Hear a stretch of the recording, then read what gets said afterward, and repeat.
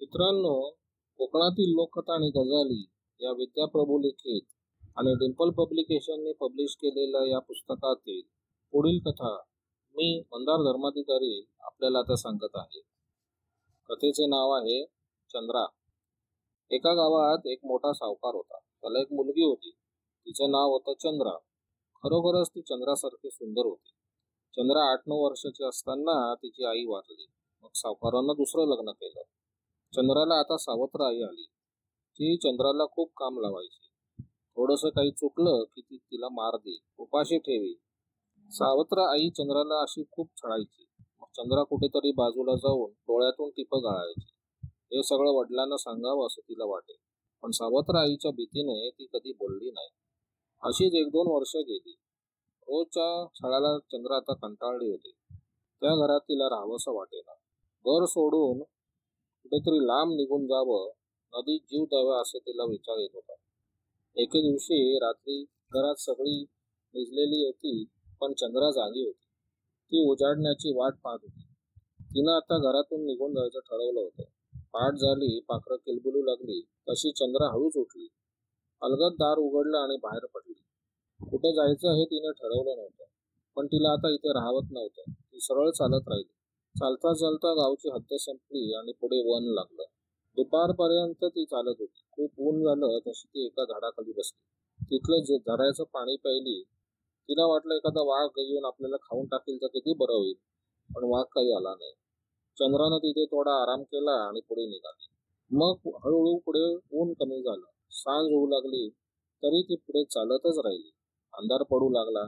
आता रात्र कुठे काढावी असा तिला प्रश्न पडला. ती एका झाडावर चढून बसली. तिथं रात्र कशी तरी काढली. उजाडलं तेव्हा ती खाली उतरून पुढे निघाली.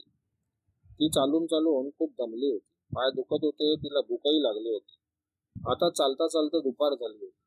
सूर्य माथ्यावर आला. ते मोठं वन संपलं. चंद्राला पुढे एक वाडा दिसला. सगळीकडे सामसूम होतं.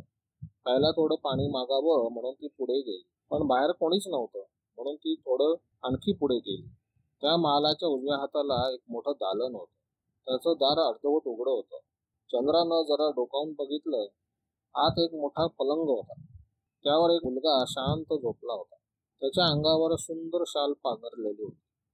पलंगाशेजारी एक समई तेवत होती. चंद्रा त्या दालनाकडे पाहत असताना समोरून 2 मुली आल्या. त्यांना चंद्रा म्हणाली, थोडं पाणी मिळेल का? फार तहान लागली आहे. त्या मुलींपैकी एक पाणी आणायला गेली. दुसरीने चंद्राला विचारलं, तू कोण? कुठून आलीस? इथे का आलीस? एवढ्यात त्या मुलीने पाणी आणलं. चंद्रा खाली बसली आणि पाणी प्यायली. तिने आपली कहाणी सांगितली तेव्हा त्या दोन्ही मुलींना फार वाईट वाटलं. तुम्ही कोण आहात? इथे काय करता? आणि तिथे पलंगावर कोण आहे? चंद्रानं त्यांना विचारलं. त्यातील एक म्हणाली, हा वीरभद्र महाराजांचा महाल आहे.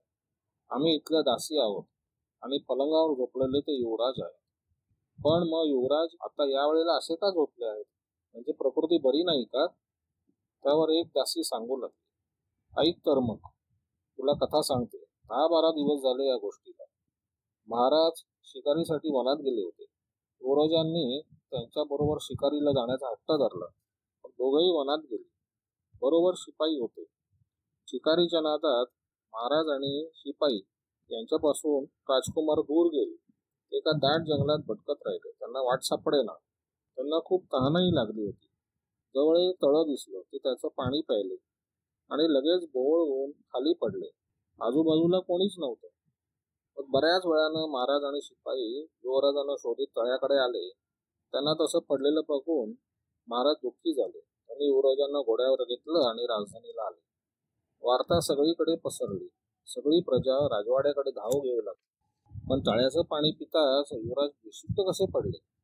चंद्रानं मध्येच विचारलं. ते मंत्रानं भरलेलं तळं आहे. त्याचं पाणी प्यायल्यावर असंच होतं, असे जुने जाणते लोक सांगतात, एक दासी म्हणाली. मग दुसरी दासी पुढे सांगू लागली. महाराज यांनी वैद्यांना बोलवलं. मांत्रिक आले, ज्योतिषी आले.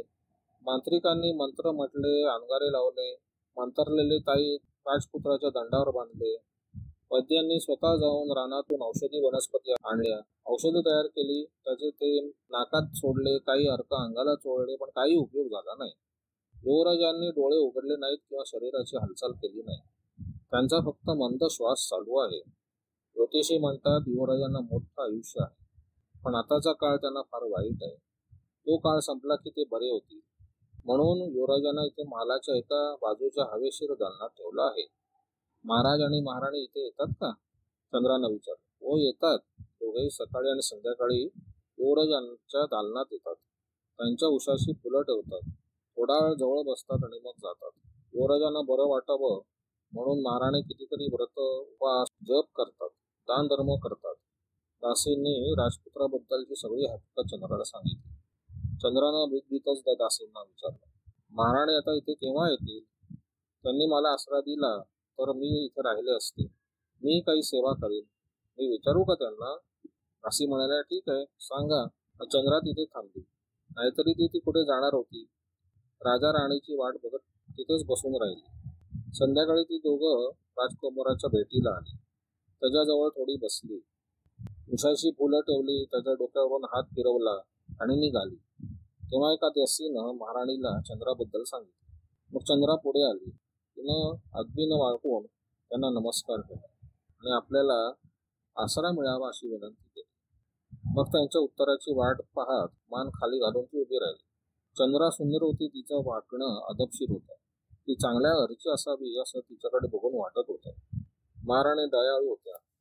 त्यांना चंद्राची दया आली. त्यांना तिला तिथे राहायची परवानगी दिली. चंद्रा दासी सोबत तिथं राहू लागली.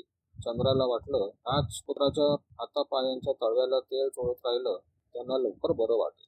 मग तिथं आल्यावर चंद्रानं हा विचार महाराणींकडे बोलून दाखवला. ती म्हणाली, मी ते काम करेन. मला इथे तसं काही फारसं काम नाही. राणीनं तिला परवानगी दिली. युवराज पहिल्यासारखा चालता बोलता हसता खेळता व्हावा असंच तिला वाटत होतं. त्या दिवसापासून चंद्रा युवराजांच्या हातापायांच्या तळव्याला सतत तेल चोळत राहिली. दालन स्वच्छ ठेवलं. त्यांच्या अंगावर मुंग्या माशा बसत म्हणून त्यांना घालवण्यासाठी खोलीत रोज संध्याकाळी धूप जाळायची. तरी माशी मुंगी बसली हुसकून लावायची. चंद्रा सतत राजकुमाराच्या सेवा सुश्रूषेत बघणं राहावे हे बघून राजा राणी दोघंही तिच्यावर खुश असत. असे दिवसांच्या मागून दिवस चालले होते. महिने मागे पडत होते. वर्षही सरत होती. चंद्रा राजकुमाराची सेवा मनापासून करत होती. सतत तेल चोळून तिच्या तळ हातांची कातडी अगदी नाजूक झाली होती. हात दुखत होते. ती कंटाळली नाही. हाती घेतलेलं काम तिनं टाकलं नाही. राजकुमार एक दिवस बरे होतील, शुद्धीवर येतील असा तिला विश्वास वाटत होता. चंद्राचं हे सेवाव्रत अखंड चाललं होतं. असे करता करता 10 वर्ष झाली. 11वं वर्ष लागलं तेही संपलं. 12वं वर्ष सुरू झालं. युवराजाचे डोळे उघडीत नव्हते, पण आता त्याच्या चेहऱ्यावर तेज दिसू लागलं. 12वं वर्ष अर्ध अधिक संपलं. एके दिवशी राणीची प्रकृती बिघडली. त्यामुळे त्या दिवशी सकाळी महाराज किंवा राणी कोणीच युवराजाकडे आले नाहीत. युवराजाच्या दालनात देवांच्या 2 मूर्ती होत्या. त्यांना वाहण्यासाठी 2 हार, 2 फुलं सेवकांनी तक्त्यात आणून ठेवली होती. महाराणी आल्या की त्या मूर्तीने हार घालीत व फुलं युवराजाच्या उशाशी ठेवत. युवराजांच्या मालाबाहेर आज एकच दासी बसली होती. महाराणींची प्रकृती बरी नसल्यामुळे दुसरी त्यांच्या महालात थांबली होती. चंद्रा रोजच्या प्रमाणे तेल लावण्याच्या कामात घडून येईल. दुपार झाली एवढ्यात एक भिक्षेकरी साधू आला. भिक्षा वाढा बाई असं म्हणून तो दारापुढे थांबला. चंद्रानं त्याला पाहिलं. त्याच्या अंगात भगवी कपणी होती. लांब दाढी, डोक्यावर जटा होत्या. तिला वाटलं आपण स्वतःच साधूला भिक्षा वाढावी, युवराजांसाठी आशीर्वाद मागावे. मग तिनं बाहेरच्या दासीला बोलवलं आणि ती आली. चंद्रा म्हणाली, मी साधू महाराजांना भिक्षा वाढून येते, तोपर्यंत तू इथे बस. युवराजांच्या पायांना तेल चोळत राहा. चंद्रानं तेलाची वाटी दासीकडे दिली आणि ती शिदा आणायला महालाच्या कोठीकडे निघाली. दासी आता राजपुत्राच्या पायांना तेल चोळू लागली. महालाची 2-3 दालनं ओलांडून चंद्रा कोठीकडे पोचली. तिथून तिने डाळ तांदूळ असा शिदा काढून घेतला, एका ताटात ठेवला आणि बाहेर साधूकडे यायला निघाली. एवढ्यात राजकुमाराच्या महालात एक चमत्कार घडला. राजकुमाराच्या शरीराची हालचाल सुरू झाली. तो शुद्धीवर आला. झोपेतून जाग यावी कसा तो डोळे चोळीत बिछाण्यावर उठून बसला. त्यानं आपल्या पायाशी बसलेल्या त्या तरुणीला विचारलं, तू कोण आहेस? इथे का बसलीस? मी गेली 12 वर्ष तुमच्या हातापायांना तेल चोळीत बसले आहे, म्हणूनच तुम्ही आता बरे झाला. मी 12 वर्ष शुद्धीवर नव्हता, ती दासी म्हणाली. तू इतकी दिवस माझी सेवा केलीस, मला बरं केलंस. आता तू मला आयुष्यभर सोबत कर माझी बायको, असं युवराज म्हणाले. मग त्यानं मेजावरच्या तपकातल्या फुलांचा हार तिच्या हाती दिला आणि दुसरा आपल्या हाती घेतला. दासी सुखावली.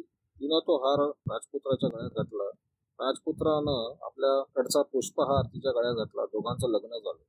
राजपुत्रानं प्रेमानं तिचा हात आपल्या हाती घेतला. चंद्रा शिद्याचं ताट घेऊन साधूकडे गेली. तिनं शिदा त्याच्या झोळीत घातला आणि राजपुत्रासाठी आशीर्वाद मागून घेतले. साधूला नमस्कार केला आणि ती लगबगीनं पुन्हा युवराजाकडे गेली. तिथं तिने जे पाहिलं त्यानं ती दचकली. राजकुमार पलंगावर उठून बसला होता. दासी आणि राजपुत्राच्या गळ्यात फुलांचे हार होते आणि त्यांनी एकमेकांचे हात हातात घेतले होते. तर मित्रांनो, या कहाणीतील चंद्रा सतत 12 वर्ष राजपुत्राची अखंड मनोभावे सेवा शुश्रूषा करीत राहिली. शेवटी काही घटकांपुरताच तिच्या सेवेत खंड पडला आणि राजपुत्राची पत्नी होण्याचा लाभ दुसऱ्या मुलीला मिळाला. वस्तुतः त्याची खरी हकदार चंद्राच होती, पण तो तिला मान मिळाला नाही. व्यवहारात बऱ्याच वेळेला असं घडताना दिसतं. कोणी व्यक्ती लोककल्याणाचं एखादं कार्य आरंभते, दीर्घकाळ समर्पित भावनेने ते करीत राहते, पण त्याच्यानंतर येणारी व्यक्ती लबाड मतलबी असेल तर त्या व्यक्तीच्या आधीच्या कामाचं श्रेय स्वतः बळकावते आणि ते कार्य आपणच केलं असं लोकांना भासवण्यात यशस्वी होते आणि श्रेय स्वतःला घेते. मानवी स्वभावाच्या अत्यंत हीन स्वार्थी वृत्तीचे प्रतिबिंब प्रस्तुत कहाणी पडलेलं दिसतं. अशा स्वार्थी वृत्तीने ओरबाडून घेतलेल्या सुखात आनंद तरी कसा मिळणार आहे? श्रेय ज्याचं त्याला देणं यातच मनाचा मोठेपणा आणि सुसंस्कृतपणा असतो, हे सुज्ञांनी जाणायला हवं.